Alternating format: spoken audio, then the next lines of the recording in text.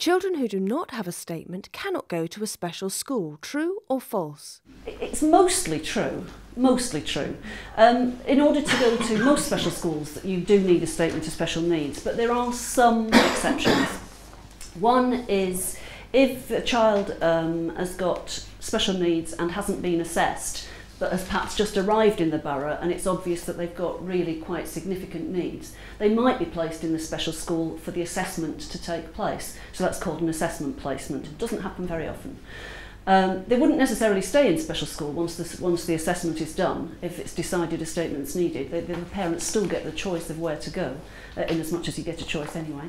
And the other exception would be there may be some independent special schools who will allow parents to pay the fees.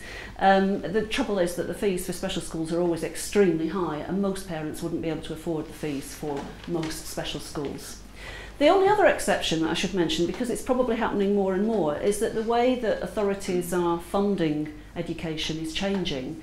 And some authorities are now moving towards a system of giving all the money that comes into them from central government right back out to the schools.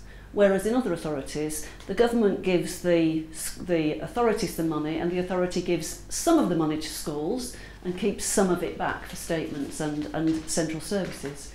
But in authorities where they've delegated all the money to schools, they're trying to get away from the whole idea of statements. So in those authorities, you may find that if you stay within the authority, you don't need a statement to go to a special school.